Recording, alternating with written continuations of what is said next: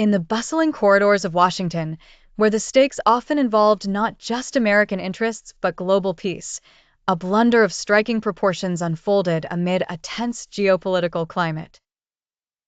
Senior Trump administration officials, including Vice President J.D. Vance, Secretary of State Marco Rubio, and Defense Secretary Pete Hegseth, gathered virtually via an encrypted messaging app, Signal, to discuss classified U.S. military operations against Yemen's Houthi militants.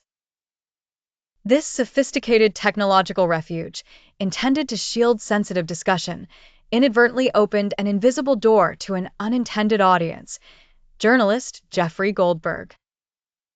The high-profile blunder quickly drew the ire of former National Security Advisor John Bolton, an emblem of hawkish vigilance, who promptly decried the indiscretion. This use of a non-secure platform for such sensitive communication, he remarked with apparent frustration, is a glaring misstep that undermines our national security. The chat, intended as a digital war room, contained explicit details about imminent airstrikes, their locations, targets, weaponry, and precise timing, slated for execution on March 15th.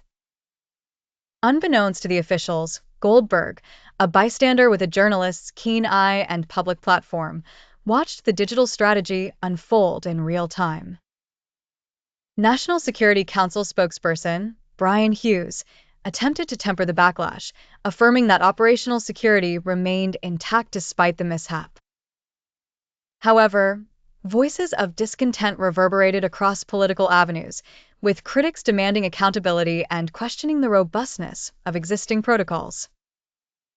The diplomatic dust had hardly settled when President Trump was cornered by journalists about the snafu.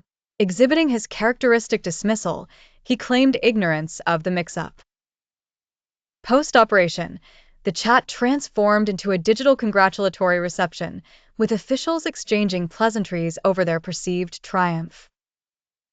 Meanwhile, Goldberg's silent exit from the group served as a symbolic retreat from a cyber crossfire, unnoticed until too late by the more senior members. The episode, while not detrimental to the mission's execution, cast a long shadow on the administration's risk management practices. It was a stark reminder of the fine line between connectivity and vulnerability, emphasizing the need for rigorous adherence to secure communication protocols in matters of national security.